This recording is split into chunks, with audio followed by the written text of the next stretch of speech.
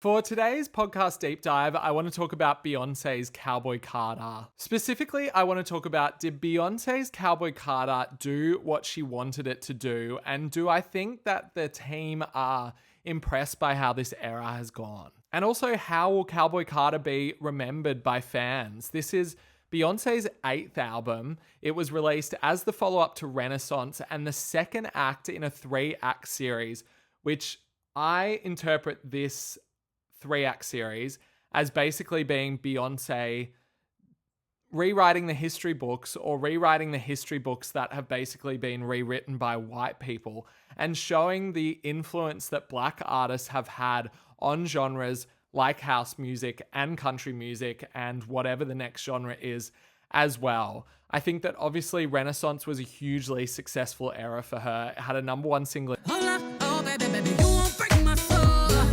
You won't break my soul. You won't break my soul. You won't break my soul. One of the biggest songs of her career in Cuff It. And then she went on the Renaissance World Tour, which alongside the Eras Tour was just one of the most impressive live shows in recent memory. Then she announced Cowboy Carter, and we saw that she was going to go country. She released Texas Hold'em as the first single alongside 16 Carriages, and Texas Hold'em went to number 1. And I was thinking, this country thing is going to work for Beyonce. Like, people are really eating this up, and they did with Texas Hold'em. And then she released the album to very good reviews. Once again, it was almost a rapturous applause for this record. 8.4 from Pitchfork, 5 stars from Rolling Stones, 5 stars from The Guardian. It's got 91 on Metacritic. And then, of course, a year later, it ended up taking home her first Grammy for Album of the Year, taking out that category. Finally, it's been way too long coming. And I think that many people were happy to see Beyonce finally walk away from this with that award. I want to dedicate this to Miss Martell, and I hope we just keep pushing forward, opening doors. So I guess why I want to talk about it today is Cowboy Carter, after 42 weeks, ended up leaving the Billboard 200. That is half the time, or more, less than half the time, that Renaissance spent on the albums chart in the US. And now there's some word that she's struggling to sell the tour for Cowboy Carter. I don't know if there's any truth to that, but there is some truth, I think, in saying that this is not really going as well as the Renaissance World Tour. And I wonder whether it was meant to, really. I think that Beyonce made a very conscious decision when she decided to put Renaissance out first instead of Cowboy Carter, because she wanted people to dance. She wanted people to lose themselves after the whole COVID thing. And she knew that Cowboy Carter was a much denser text and a lot more for people to sink their teeth into. And I'm not sure whether this album was ever meant to be this huge commercial moment. And if it was meant to be this huge commercial moment, I think that she would have done a lot more to promote it. This album has basically gone without promotion, apart from a couple of things at Coachella where there was a truck hanging around that had Cowboy Carter on it and maybe a plane that flew by with it on it. I can't exactly remember. And then she also gave us that Christmas Day performance as part of the NFL. Way it's popping out your phone. Love it down to the bone. Baby, you know I'm on my book. I'll let you ride. That performance, as incredible as it was, didn't really do that much to rejuvenate the era. The era was basically already dead in its tracks. And I think that's because she never really tried with a second single. It's very hard that we don't have any visuals.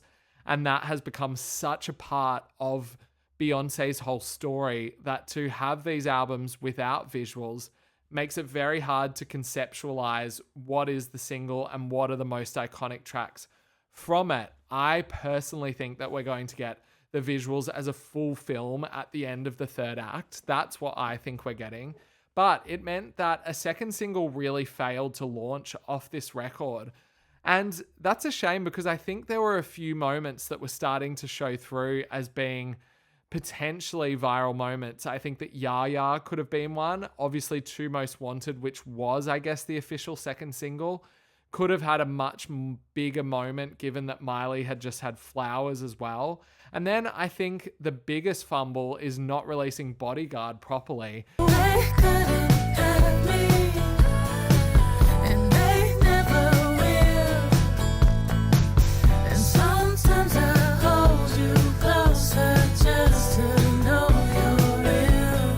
Because I think that song had Summer Smash written all over it. And when this album came out, I thought to myself, like, this is going to be the comfort of this album. It's going to be a slow burn, but it is going to keep going, and it's going to be one of the most successful singles of her career. And it just feels like she was potentially not interested in doing that. I don't think that either this or Renaissance has been about having these big hit singles, and I don't really think that it was about firing it out for the charts either. She had something that she wanted to prove, and she had something that she wanted to teach people. And I think perhaps one of the biggest successes from this record is the success that Shaboozey had off the back of his turn on Cowboy Carter.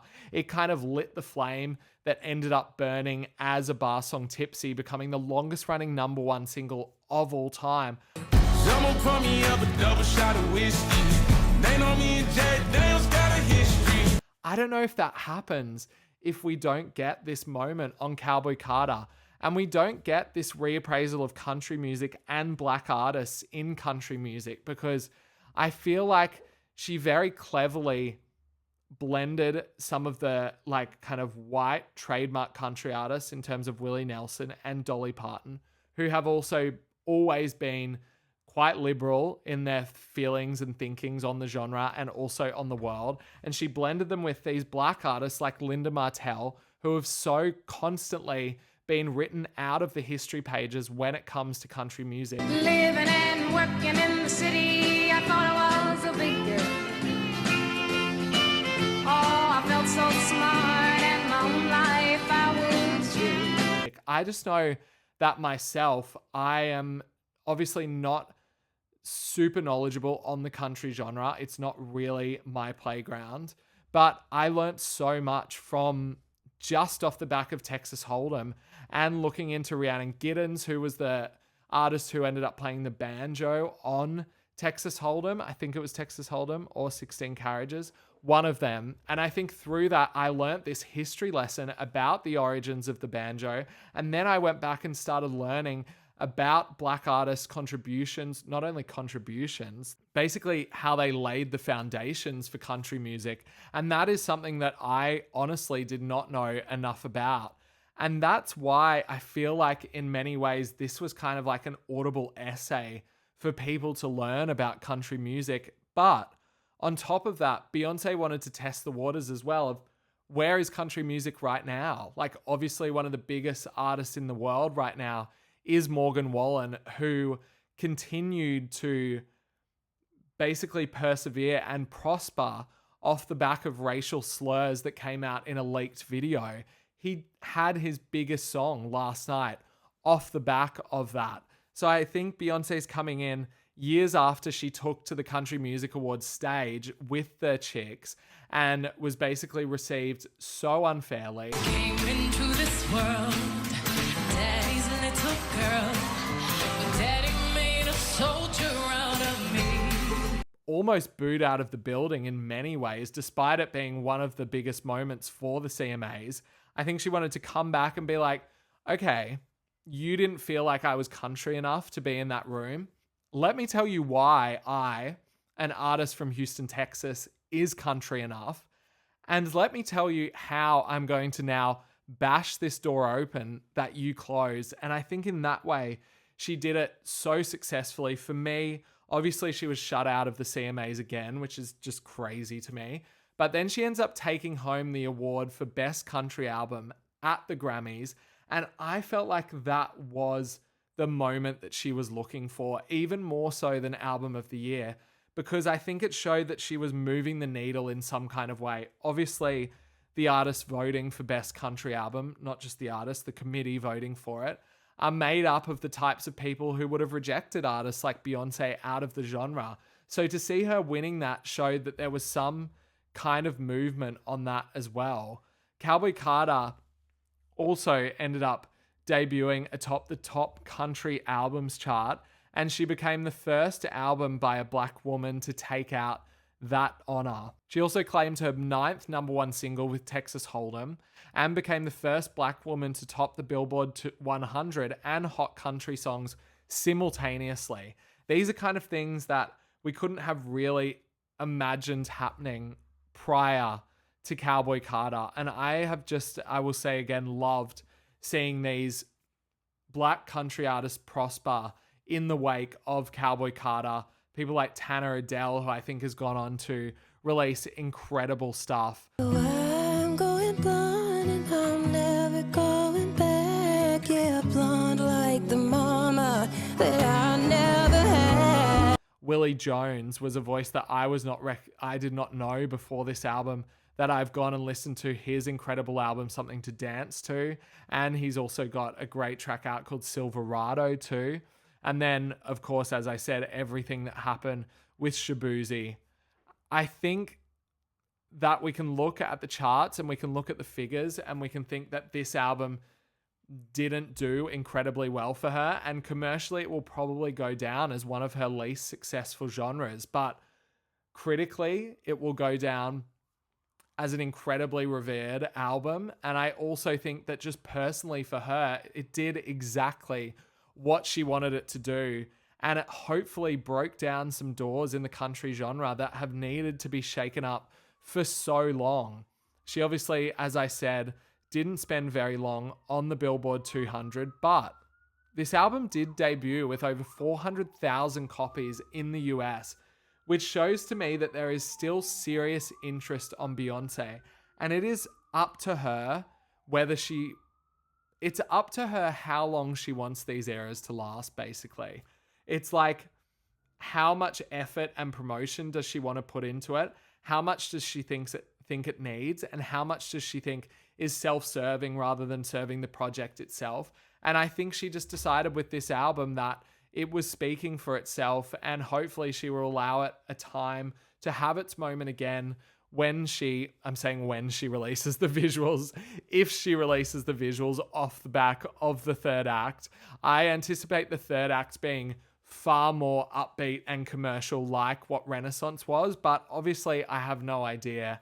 I'm interested to know what you thought of the Cowboy Carter era though.